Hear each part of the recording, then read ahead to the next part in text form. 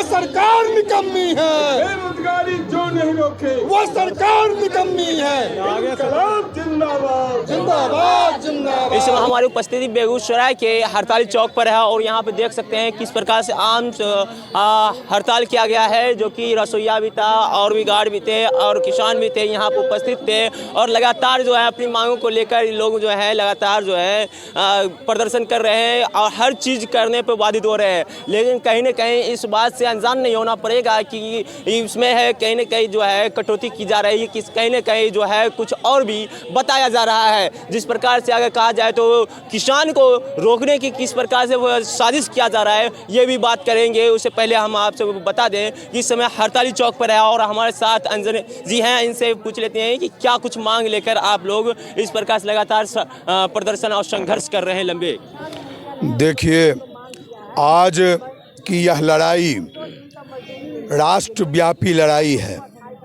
पूरे देश के trade union CITU, AITUC, AICCTU, INTUC सब मिलकर के सेवा संघ जितने भी इस देश में हैं, उन तमाम सेवा संघ जितने भी स्कीम वर्कर हैं, चाहे वो रसोईया संघ हो, चाहे वो आंगनबाड़ी संघ हो, सफाई कर्मी संघ हो, नाइट गार्ड संघ हो, टावर यूनियन हो, दर्जनों सैकड़ों यूनियन और सेवा संघ सारे सब मिलकर के देश के 200 किसान संगठन, अखिल भारतीय किसान सभा, बिहार राज्य किसान सभा, तमाम सब मिलकर के ताल कटोरा स्टेडियम में निर्णय लिया कि इस देश का निर्माण मजदूरों और किसानों ने मिलकर किया है। और जब देश का निर्माण मजदूरों और किसानों ने किया है तो सारे मजदूर जहां कहीं बहाल किए गए, रसोईया बहाल हैं, आंगनबाड़ी बहाल हैं, सफाई कर्मी बहाल हैं,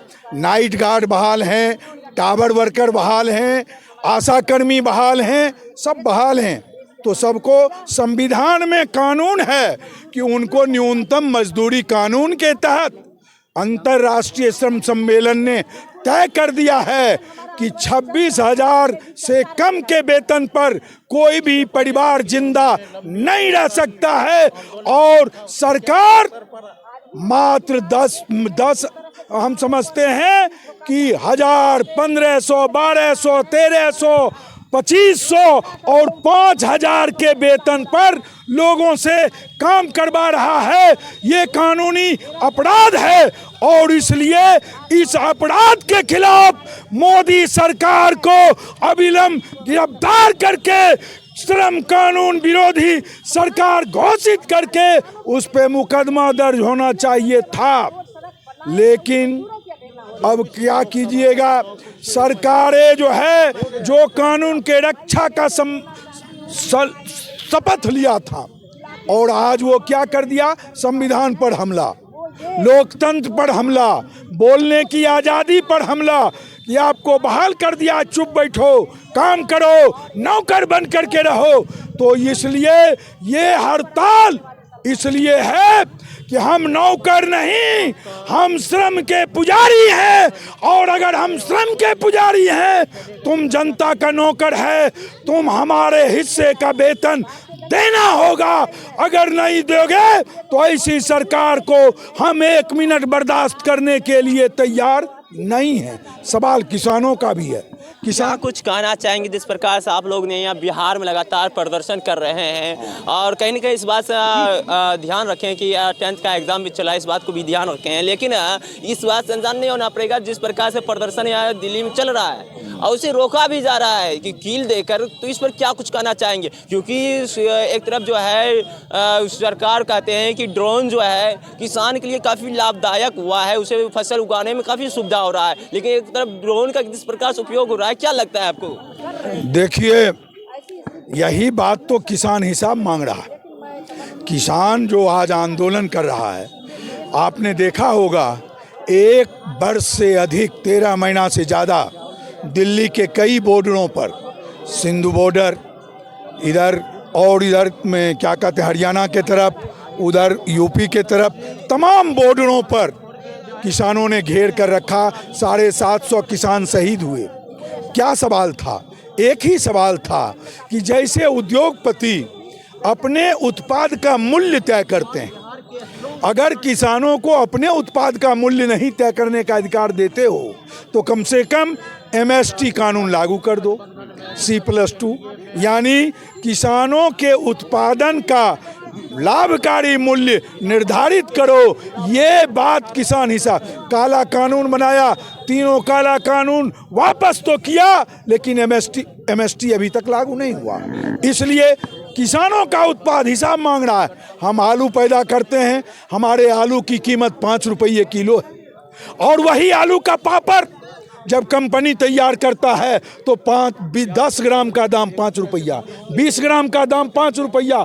यही किसान हिसाब मांगता है कि तुम कंपनी राज बनाना चाहते हो, कॉरपोरेट राज बनाना चाहते हो। हमारा चीज हमको जितना भी कंपनी मुनाफा कमाता है उस मुनाफा का हिस्सा किसानों को मिलना चाहिए। इसलिए लड़ाई किसानों और मजदूरों की एकता की है। सरकार सतर्क है और इसलिए धर्म और जात में बांट करके हमारी एकता को तोड़ना चाहता है। आज का हड़ताल है कि धर्म हमारा कोई होगा, हम किसान और मजदूर हैं। हम एक साथ ऐसे सांप्रदायिक फांसीवादी बांटने वाली सरकार को अपदस्थ करेंगे, अगले चुनाव में सबक सिखाएंगे। यही आज के आंदोलन का मुख्य कर्तव्य। देखिए, जिस प्रकार से अंजनी जी ने इस प्रकार से अपने बातों को रखते हुए कहे हैं कि यहाँ इस चुनाव में उन्हें प्रश्न किया जाएगा सरकार को, और लगातार जो है इन लोगों है धरना दे रहे हैं। और अगर बता दें कि बेगूसराय के जो है महिला नेता भी हैं, जो कि इसे कहा जाए तो महिला में एक शेरनी जो कि यहाँ है, उनसे भी बातें कर लेते हैं। क्या कुछ कहना चाहेंगे? जिस प्रकार से लगातार आप लोग ने यहाँ प्रदर्शन कर रहे हैं, लेकिन इसे कहीं न कहीं अनदेखा भी किया जा रहा है, क्या कुछ कहना चाहेंगे? बिल्कुल, सरकार तो लगातार अनदेखा कर रही है। जो हमारी स्कीम वर्कर है, आशा है, आंगनबाड़ी है, मिड डे मील है, इनकी संख्या काफ़ी है। खेत मजदूर महिला है, इनकी संख्या काफ़ी है हमारे ज़िले में और हमारे राज्य और देश का स्तर पर। लेकिन सरकार जो है महिलाओं के मजदूरी की अनदेखी कर रही है, जबकि हम लोग लगातार पुरुष और महिलाओं के न्यूनतम मजदूरी के समान रूप की मांग हम लोग करते रहे हैं। लेकिन आज भी अगर हमारी महिलाएं के रूप में कोई वर्क कर रही है तो उनको बहुत कम मजदूरी दिया जा रहा है और पुरुष को ज़्यादा मजदूरी दिया जा रहा है। इसकी लड़ाई हम लड़ रहे हैं और सरकार हमारी महिलाओं के साथ में अपमान कर रही है। भारत माता का नारा जो हमारी नरेंद्र मोदी की सरकार लगा रही है वो झूठी है। क्योंकि अगर हमारी देश की माता काम करने वाली अगर आज कलप रही है, उनके बच्चे कलप रहे हैं, तो ये उनका नारा खोखला है। तो इस समारोह में जिस प्रकार से धरना दे रहे हैं, अनदेखी तो किया ही जा रहा है, लेकिन एक और जो है सरकार इस प्रकार से अलग अलग तरीका से अलग अलग स्कीम निकालते हैं किसानों के लिए, तो किसान को तो फायदेमंद पहुंचाता है। जैसे आगे बता दिया जाएगा, हाल ही में ड्रोन का क्या इस्तेमाल किया गया था, जो कि किसान ड्रोन के नाम से जाना जा रहा था, जो कि ड्रोन से काफ़ी मदद मिल रहा था किसान को किसी फसल उपजाने में। मैं आपके मीडिया के माध्यम से ये कहना चाहती हूँ, अगर किसान को आमदनी होता और किसान को उचित उनके उपज का मूल्य मिलता तो आत्महत्या क्यों इस देश में करता? अगर नवयुवकों को रोजगार मिलता तो हमारा नवयुवक आत्महत्या कैसे कर रहा है पूरे देश में? इस बात को भी समझना चाहिए सरकार को। और मैं समझती हूँ कि सरकार हमारे देश में इतना बड़ा आंदोलन किसान का हो रहा है और किसान के आंदोलन को कुचलना चाहती है सरकार। अगर किसान इतने हजार संख्या में किसान में आज अपना आहुति दे रहे हैं, वो मर रहे हैं, अगर उनको उचित मूल्य मिलता तो वो कैसे मरते? क्या कुछ कहना चाहेंगे किसान के लिए आपको? मैं तो कहना चाहती हूँ, हमारा देश कृषि प्रधान देश है। हमारे देश की आत्मा, हमारे देश आत्मा जो अर्थव्यवस्था है वो किसानों पर निहित है। और किसान का अवहेलना करने वाली सरकार को, लोकतंत्र की अवहेलना करने वाली सरकार को, संविधान पर हमला करने वाली सरकार को, महिला को अपमानित करने वाली सरकार, हमारे नवयुवकों को रोजगार नहीं देने वाली सरकार को इस देश में सत्ता पर रहने का कोई अधिकार हक नहीं है। उनको सत्ता से बाहर होना ही पड़ेगा और आम आवाम उनको करेगी ही बाहर। देखिए, जिस प्रकार से उषा सैनी इन्हीं इस बात से यहाँ बोलते गए कि यहाँ जिस प्रकार से अगर वो अनदेखी जिस प्रकार से कर रहे हैं और साथ साथ संविधान के ऊपर भी हमला कर रहे हैं, तो उसे सत्ता से ही बाहर निकालने का आम आवाम जो है तैयारी कर चुके हैं और वो लगातार जो है प्रदर्शन कर रहे हैं।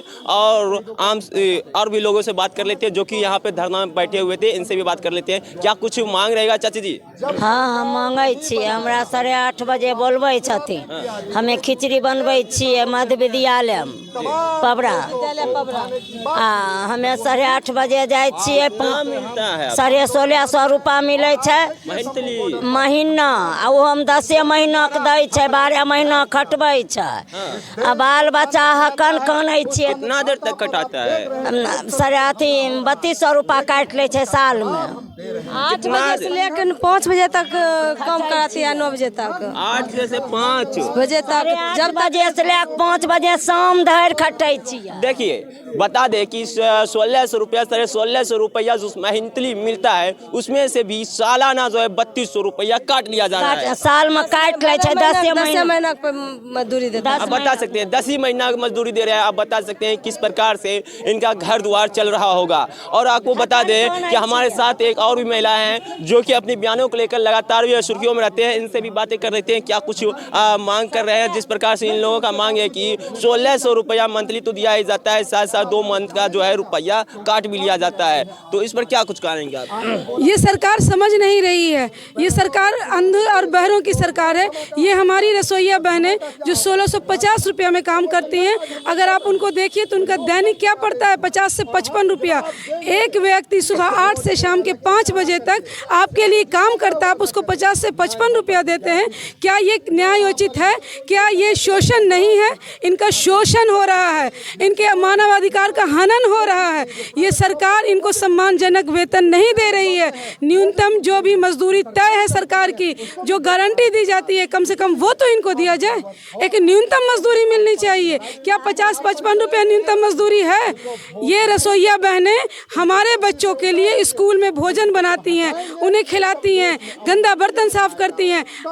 सितंबर में आपने देखा कि सफाई कर्मी की बहाली हुई, सितंबर में रात्रि प्रहरी की बहाली हुई। आज फरवरी का मिड आ गया, आज तक उनको 1 महीने का भी वेतन नहीं दिया गया। तो ये मानवाधिकार का हनन नहीं है, ये मानवता का शोषण नहीं है। ये सरकार अपने अहम में, अपने एक कह सकते हैं घमंड में इतनी चूर है कि इसे व्यक्ति नहीं दिख रहा है, इसे आम आदमी नहीं दिख रहा। ये सरकार सोचती है कि जब इलेक्शन आएगा हम धर्म का मुद्दा लाएंगे, हम धर्म के नाम पर वोट लेके सरकार बना लेंगे। तो हमारी जनता जागती है तो आपको अपना गद्दी छोड़ना पड़ता है। और आज हमारी जनता जाग चुकी है। वो मंदिर जाने के लिए भी तब सबल होगी जब उसके पैर में ताकत होगा, जब उसके घर में अन्न होगा, जब उसका पेट भरा होगा। पेट खाली होगा तो कोई भजन नहीं गाता है। तो पहले इनके पेट में भोजन दीजिए, पहले इनको न्यूनतम मजदूरी दीजिए, इनकी रोजगार गारंटी सुनिश्चित कीजिए, पेंशन लागू कीजिए, किसानों को MSP दीजिए, तब दूसरा मुद्दा आएगा। वरना कोई मुद्दा आपका चलने वाला नहीं है। 2024 में आपकी विदाई निश्चित है और इसके लिए हम प्रतिबद्ध होकर निरंतर अपना आंदोलन जारी रखेंगे। तो आप देख सकते हैं किस प्रकार से शागुफ्ता ताजवर ने जिस प्रकार से अपनी बातों को रखते हुए कह रहे हैं कि इनके साथ जो है शोषण किया जा रहा है। इनको 1600 रुपया जो दे रहे हैं वो भी मंथ या प्रतिदिन का देखा जाए 55-60 रुपया पड़ता है। और ये आगे बताए दे जिस प्रकार से कहा जा रहा है कि धर्म का एंगल लिया जा रहा है, तो धर्म के एंगल पे भी हमारा सवाल रहेगा। और इधर शंभू जी हैं, इनसे भी बातें कर लेते हैं क्या कुछ रहेगा। जिस प्रकार से धर्म का बीच में एंगल आया है तो इस पर क्या कुछ कहना चाहेंगे, क्योंकि इस वक्त जो है राम मंदिर लेकर बड़ा ही बवाल मचा हुआ है और लोगों में बड़ा ही उत्साह देखा जा रहा है कि राम मंदिर। और लगता है कि जिस प्रकार बीजेपी लगातार जो है अपना दावा ठोक रहे हैं कि 400 प्लस कर देंगे। क्या कुछ कहना चाहेंगे? सबसे बड़ा धर्म रोटी है, सबसे बड़ा धर्म कपड़ा है, सबसे बड़ा धर्म मकान है। जहां पर हमला होगा इन तीनों चीज पर तो कोई धर्म नहीं टिक पाएगा। एक बात। दूसरी बात कहना है कि उससे भी बड़ा चीज है शिक्षा, रोजगार।